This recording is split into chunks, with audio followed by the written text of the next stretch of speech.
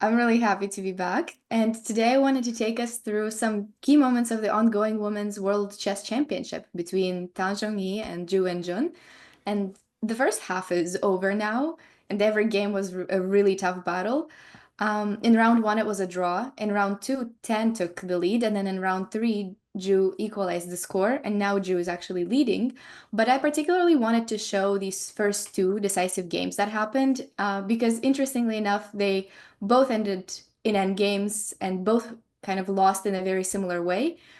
So we'll look at round two and three a little bit. I love that, especially because I have to admit I didn't follow this World Chess Championship at all, and I'm ashamed to do so because I love the women's chess and whatever is happening there. But there's the freestyle event, there's even the European Chess Championship, so I don't know what to follow first. And although there have different times, I'm very happy we can catch up with this right now. So let's go. Also, it will Yeah, be a big surprise for me because I didn't watch any game. yeah. I can show a bit in the start, but really, what is the main part is kind of the end game because that's where most of the battle unfolds. Okay. So it started with the English opening, and Tan is playing as white, and Ju is playing as black here, and we'll look at it from white side. There was nothing too surprising and too crazy in the opening. At this point, it became a new position, and I think Ju was a bit more surprised from the opening and was spending a bit more time. Then there was this strange knight maneuver, got traded for the bishop, and we get a slight imbalance with the two bishops against a knight, but soon it gets traded off. And after some more trades, of course, this was the whole game, and there was a lot going on even to get to that point. But I do want to get to around this point, which is where a seemingly equal endgame happened. And I Perfect. want to ask, which side would you rather play for? What are the plans? And do you generally agree to draws in such equal positions, or do you like to keep playing? Oh, I always like to keep playing, as you know, but also with often enough me screwing it up and let's just like losing whatever I think. So here, what do I think? Well, I think White just made a good move with taking on G2 because the king has like one little tiny tempo more than the black king. Takes a tiny bit more time to get centralized as much as is possible since there's still rooks there. Then there's a rook on a7, which will help it even more for White to be a bit more active. What is nice for black is that the two rooks are directly behind those pawns, so one of them might be able to push forward a bit. Maybe not actually, because the d pawn is there. I think if you would ever call an edge, then it would be a tiny bit by white, in my opinion.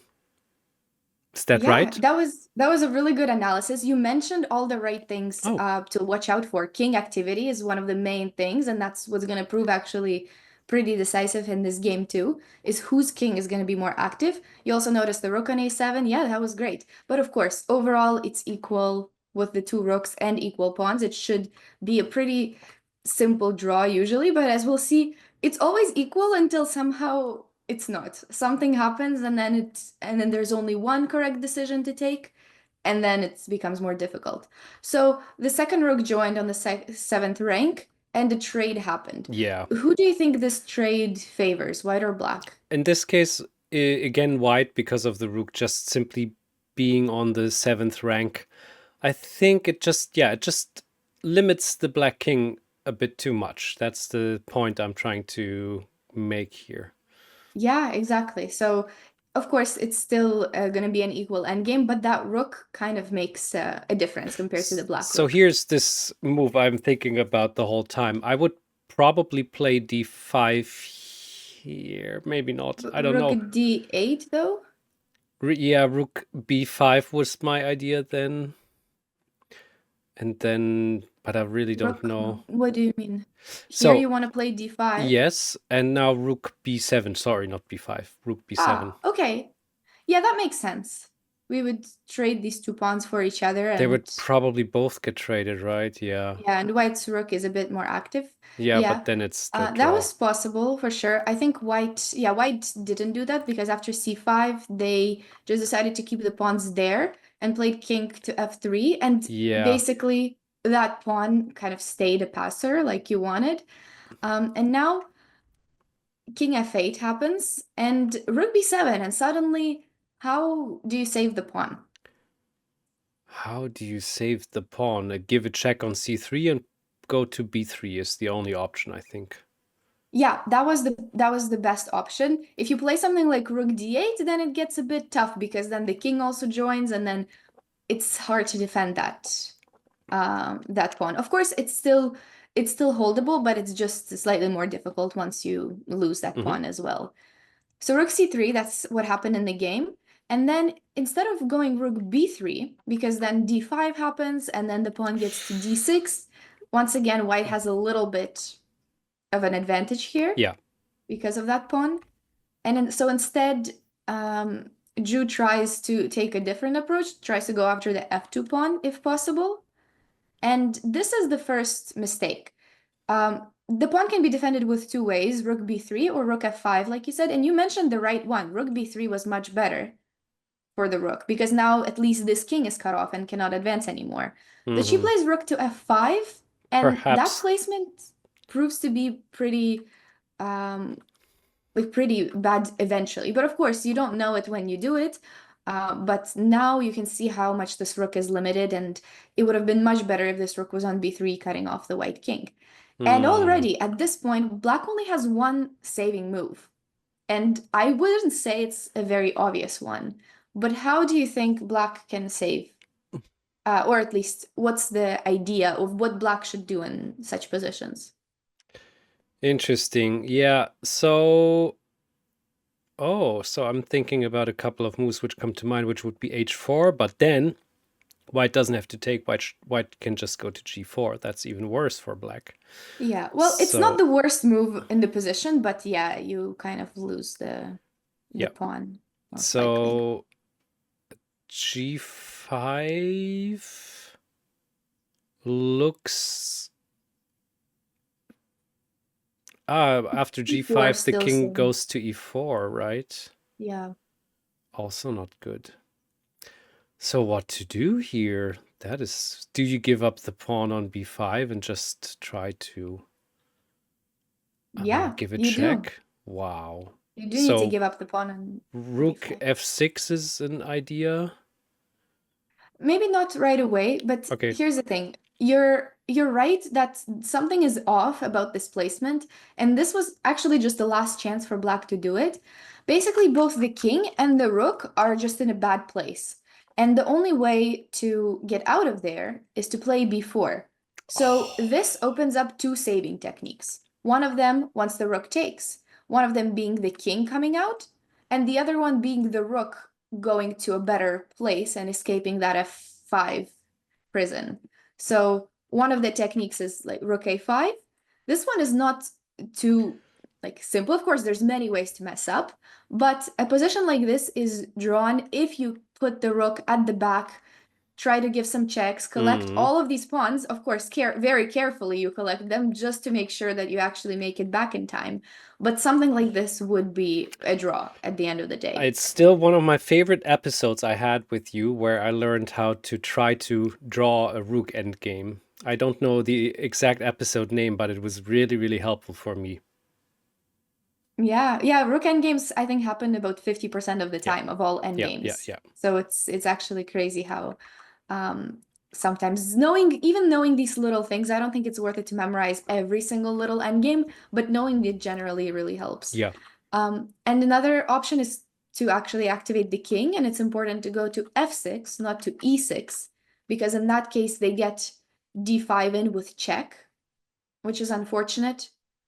There's rook f7 stuff, sacrifice if the rook takes. But yeah, something like this is equal. Once again, not an easy equality, but at least the king is out and it can help out in Hmm. other ways rather than being stuck on f8. Difficult. So In the actual game, b4 didn't happen, but good job if anybody actually did find b4. Yeah, It's good not it's job. not easy at all. But king e8 is what happened, and after that, the king just got a really easy access to e4. And even though, as we could see, this exact endgame, but if the rook is somewhere else or the king is somewhere else, can still be a draw. But this one, it's not, because the king is not better off, and Crazy. the pawn is already too far. So the game continued for a bit longer with the rook actually getting that, but it wasn't enough because the pawn on d5 was actually too strong. Although when you're looking at this, you can think, oh, well, two passers, maybe one of them has a chance. But the Yeah. thing is, there is a huge difference in where the kings are. And maybe here is a there's many ways to win, but you can try to find what's a way to actually win this type of game, Okay. endgame. That's such a good question, my goodness. I'm wondering if you cannot just take, I think. So what about yeah, king e7 should no king e7, king e7, yes. Sure, king e7, rook e1, let's say. Rook I e8. take on f6. Uh-oh. I'm just trying to think. Then I feel like the king will just go to c7, right? Is that it? possibly. Yeah. And it's cut off. So I take, you take, and then out of a sudden we're stuck with the f5 pawn, and I'm not sure if we can win Mhm. this because the king is too close. Yeah, the king is close, but it's yeah, but it's king e7 should still be winning. I Eh, would just really? Yeah. yeah, What did I do yeah, but wrong? yeah, this is good. I think my line was to go king f7 and then king c7, rook takes, and then do this to cut off the king with Oh, so clever. one more square than this. Because yeah, I'm not sure about that one. It does look close, but it's even better if we can just Yes. add one file to it. But yeah, this is one of the ways king e7, king e8 both should work. But I thought what she did in the game was pretty cool. So, for example, king c8 doesn't work No. because then there's rook to d1 and everything is the king is not close to protect it and it would repeat the position if it goes back. No, But what yeah, she a did bit in the game, cannot just like after king b8, the rook just takes on d7. That's it. yeah, yeah, that too. So rook h3 she did and then repositioned the rook to protect the pawn from the second rank so that it can also protect the king from the checks on any Oh files. my goodness. The It endgame wasn't the only way, but it knowledge. was a But cool it's way. so cool. I Yeah. never would have had that in my mind ever. Yeah, because you always want the rook at the back, but this Yes. changed a little And bit. that works. That is fantastic. Wow. Yeah, Okay. yeah. All So right. Well done. that's how Tan took the lead. It was, yeah, it seemed like a simple draw in the rook endgame, but it can always get complicated, especially in time trouble. So then the second game that happened round three, now Ju has the white pieces and needs to make a comeback. And Hmm. once again, we will not get too much into the opening, but we will get to the end game Sure. mastery because it was really cool to see that now they were kind of in roles reversed where Tan had to defend a worse endgame. So it started off with a Sicilian. There's not too many significant moments in the opening, but of course, that could be a whole lesson of its own because it was they still got to it in a few unique ways. Hmm. But I'll go to maybe to move 40 right away. So this is the end game that I wanted to get to. All right. White is up a pawn. Rook and opposite colored bishop's endgame. Do you think this is a draw or would it be good chances for white? Well, again, I probably don't know enough, but I would say probably a pawn is a good advantage. So white has a chance, of course. Do you think the opposite colored bishops help or Oh, don't help in such that's an cases? interesting question. I would say normally not, probably, right? Yeah, so I would say it's harder to push the pawn when there's Yeah, opposite colored bishops because then two pieces can kind of gang up on the light squares and not allow you to push a pawn on a light square. But it is easier to attack the opponent, whether it's his pawns or the king, because the bishops have opposite roles on the opposite squares. So um, the plans are always to try to go for king activity. I think that's kind of the theme of every endgame is whoever's king is more active is actually going to have the upper hand. true, yeah. So the first plan is to try to activate the king. Black tries to do that, and then white's king is also going to join. And basically, what black did is put all the pawns on the light squares so that the bishop can defend them. And that's a good strategy in this case What because we was don't want the white bishop having the options. Capablanca way, or what was it again called? I don't know. There was a name Yeah, for that. there's some rules about these pawns. That's true, about where you should place them and when. But in this case, it makes sense to place them on the light squares to make sure they're all defended. So far, everybody's just trying to improve the king. White actually got all the way to the center, so I guess you could say White succeeded a bit more. Hmm. But overall, it was a kind of a long maneuvering game, and as you can see, the bishop and the rook are doing quite a good job. Black is just gonna stand, try to not do anything. But here's the thing. Like I said, every time you want to try to push this pawn, and this is what grandmasters are really good at, these slow and tiny improvements. Yeah. So now is the moment that White actually got to push a pawn one square further. It's not much, but you do all of that maneuvering for 15 moves just to get the pawn there. Baby steps. And and then the pawn is suddenly advanced, so it's already a bit more difficult. And this was actually a critical moment of what to play for black. Do you think the bishop should come to d7 or d5? I immediately thought about d5 because d7, I think d5 just takes away some more spaces of the king, which might want to walk forward. That was my idea. That's probably what she thought during the game as well, but Oh, bishop d5 was actually a slight inaccuracy. oh no. The idea of bishop to d7 is to not allow this king to advance. So the king wants to advance to f4, e5, Yeah. come in somewhere on the side. And the idea of bishop d7 is that sure, you're still gonna try to stand on this diagonal maybe, but if king f4, then you kind of catch white in a rook trade. Oh, I didn't even see that. Okay.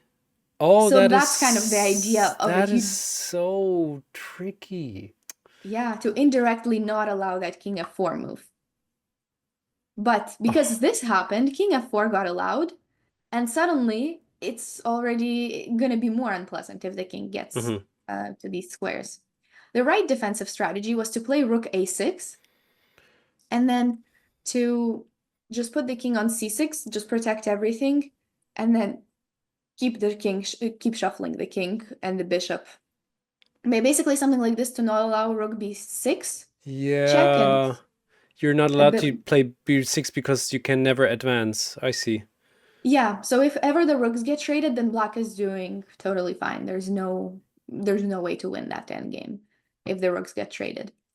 But instead, bishop c6 happens, which looks totally logical and normal.